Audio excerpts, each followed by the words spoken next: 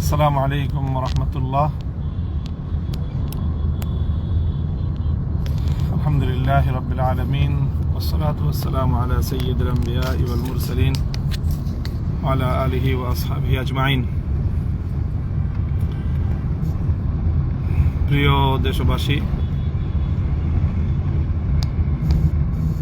দেশ এবং প্রবাস থেকে যারা আমার লাইভে সংযুক্ত আছেন, সকল ভাই বোনদেরকে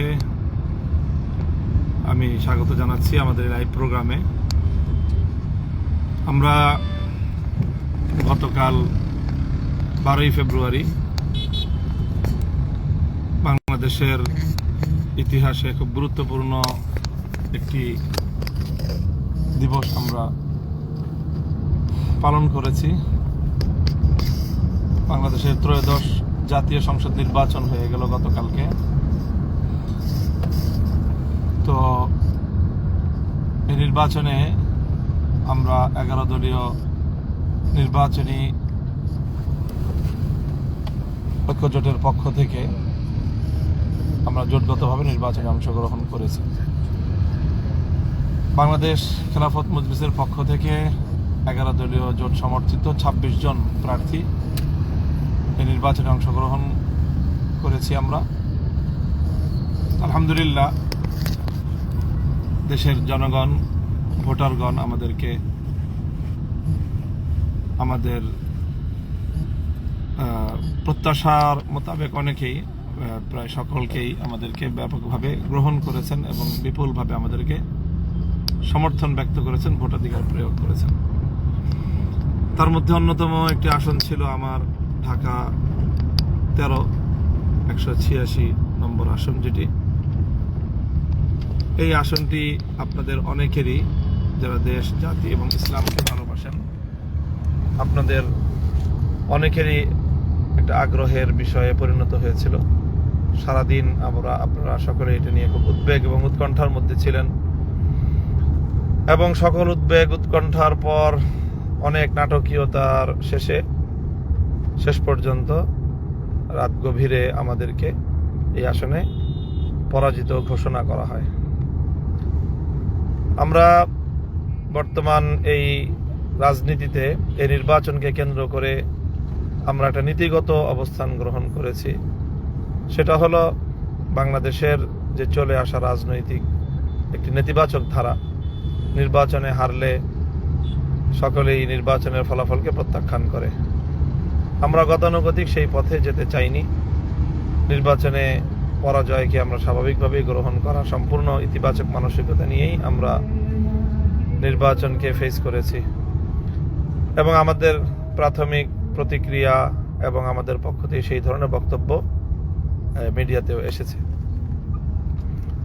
সময় যত গড়াচ্ছে, আমাদের কাছে এই নির্বাচনের ভয়াবহ কিছু চিত্র উঠে আসছে, যার কারণে আমরা দেশের স্বার্থে এবং দেশের নির্বাচনী গণতান্ত্রিক পরিবেশকে রক্ষা করার স্বার্থে, দেশের মানুষ যে ভোটাধিকার প্রয়োগ করার জন্য দীর্ঘ প্রতীক্ষায় ছিল, মানুষের যে আবেগ এবং উচ্ছ্বাস, তাদের মতামতের ভিত্তিতে তাদের জনপ্রতিনিধি নিযুক্ত হবে, সেই আবেগের প্রতি যে চরমভাবে যে বৃদ্ধাঙ্গুলি প্রদর্শন করা হলো, জনগণকে নিয়ে যে তামাশাটা করা হলো অনেক জায়গাতেই, আমরা সেটার বিষয়ে কিছু তথ্য এবং কিছু বক্তব্য না তুলে ধরে আর পারছি না।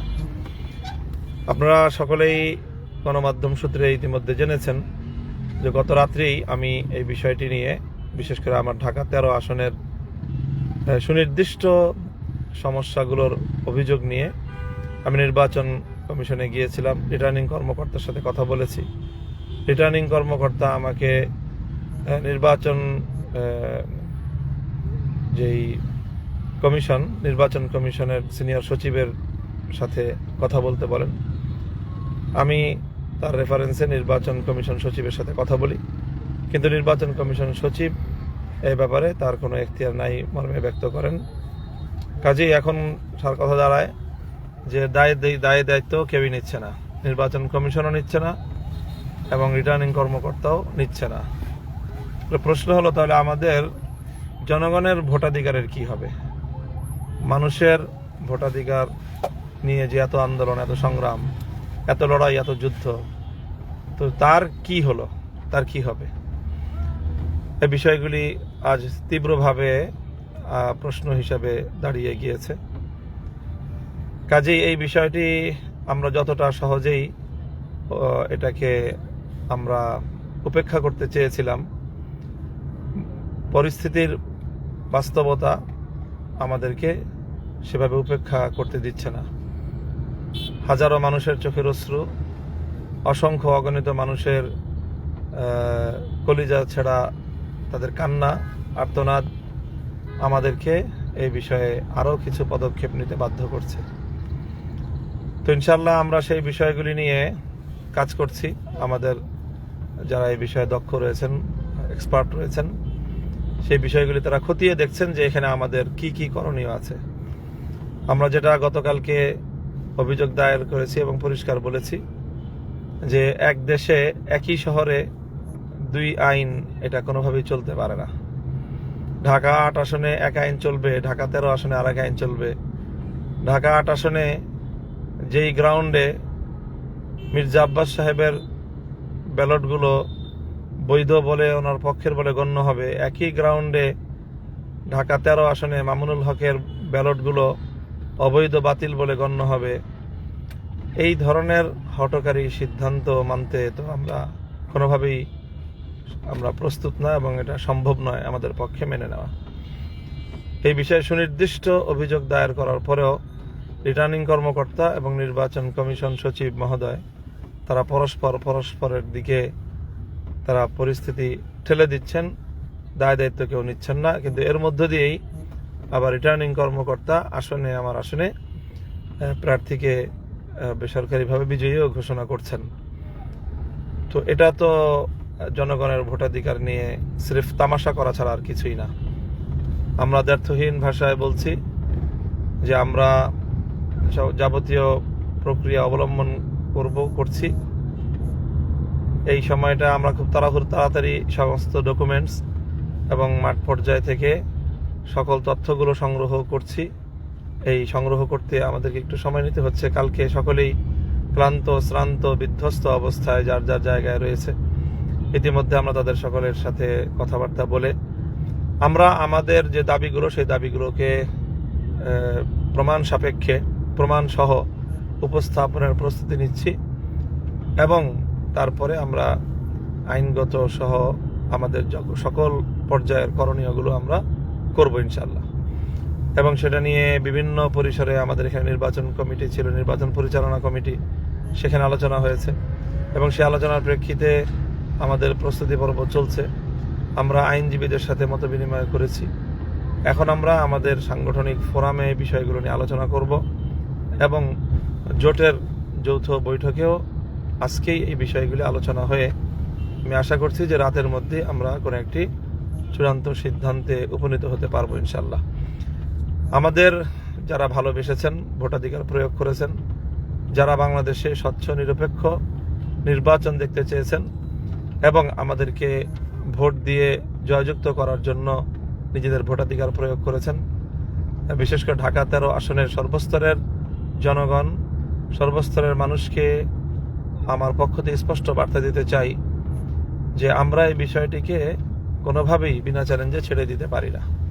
এটি আমাদের দেশ, জাতি এবং রাজনীতির যে গণতান্ত্রিক অগ্রযাত্রা, সেটাকে অব্যাহত রাখার স্বার্থেই, নিষ্কলুষ রাখার স্বার্থেই এই বিষয়গুলিকে ইগনোর করা কোনোভাবেই সম্ভব না। কাজে আমরা সর্বোচ্চ পদক্ষেপটাই এক্ষেত্রে আমাদেরকে নিতে হবে।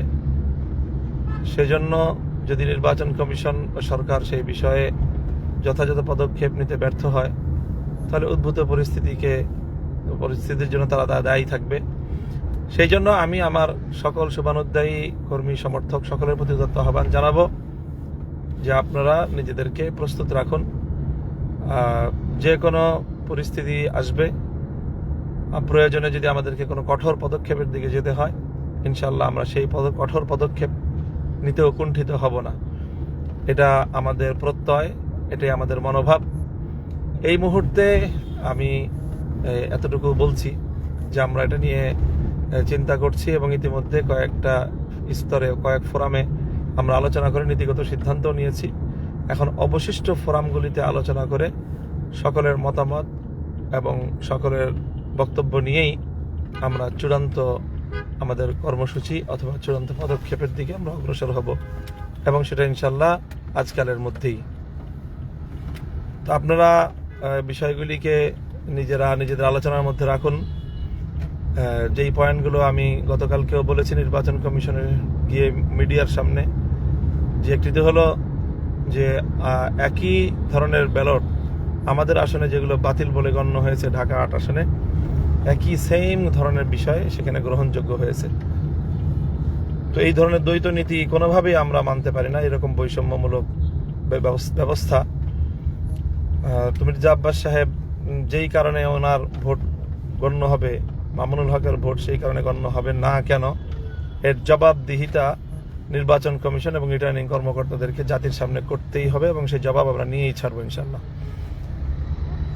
সেজন্য আমাদেরকে যদি ওনারা কঠোর হতে বাধ্য করেন তাহলে আমাদের পক্ষে তো কঠোর হওয়া ছাড়া কোনো উপায় নেই। আমরা চাই না দেশের মধ্যে কোনো ধরনের এই মুহূর্তে কোনো অস্থিতিশীলতা অথবা কোনো ধরনের উত্তেজনা সৃষ্টি হোক। এজন্য আমরা গতকালকে তাৎক্ষণিক বলেছি, আজও বলছি এবং আমরা লিখিত সকল প্রমাণাদি সহ তাদের কাছে বিষয়গুলো সাবমিট করব। এরপরেও যদি তারা এ বিষয়ে কার্যকর পদক্ষেপ গ্রহণ করতে গড়িমসি করে তখন আমাদের যা করার আমরা ইনশাল্লাহ সেটাই করব।